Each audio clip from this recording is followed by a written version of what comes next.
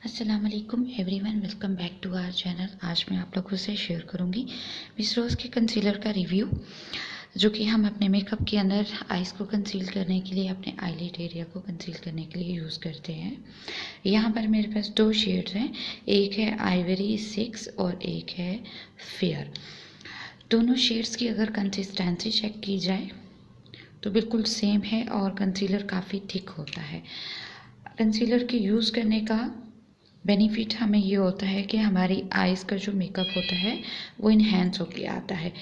लेकिन ये जो मिस रोज़ का कंसीलर है, इसके अंदर प्रॉब्लम क्या आ रही है वो मैं आप लोगों से बेसिकली शेयर करना चाह रही थी। मिस रोज़ की कई सारी प्रोडक्ट्स तो मैंने यूज़ नहीं की हैं, मैंने कंसीलर ही यूज़ किया है। लेकिन इसके कंसील करने के बाद आइज़ के साथ मेरे एक प्रॉब्लम स्टार्ट हो जाता है।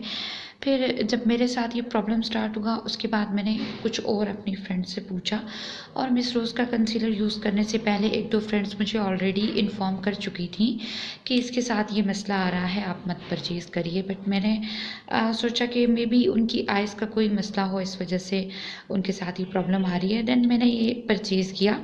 और इसके साथ कंसीलिंग करने के साथ क्या प्रॉब्लम आती है कि आपकी आइज़ के अंदर से टीयर्स आना शुरू हो जाते हैं।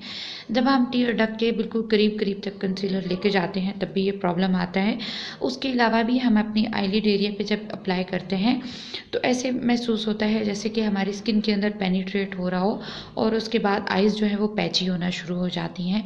इस तरीके से जैसे शायद आंखें ख़राब हो चुकी हैं, या इस तरीके का कोई मसला है, आशुबे चश्म जिसे कहा जाता है, इस तरीके का मसला जो है वो स्टार्ट हो जाता है।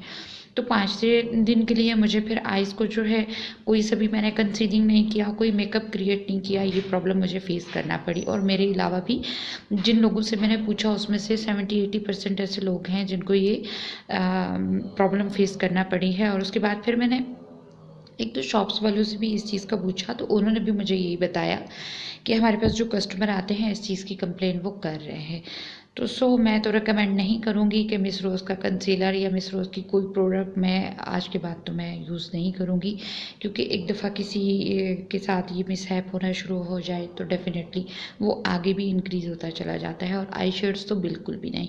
आई डोंट नो कि मिस रोज़ की बेसिस वगैरह कैसी हैं, क्योंकि मैंने जो परचेज़ किए हैं वो दराज से हैं। लेकिन ये जो मिस रोज़ की बेसिस हैं ये बहुत ही छोटे से कंटेनर के अंदर हैं। ये लोगों ने खुद से बना के इसको फिलअप करके रखा हुआ है सेलिंग के लिए।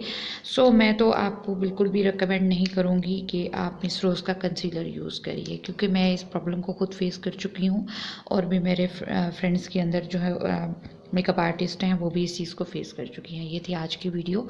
होपफुली कि आपको इस हवाले से नॉलेज जो है वो मिल गई होगी। मिलते हैं नई वीडियो में। रखिएगा अपना बहुत सारा ख्याल।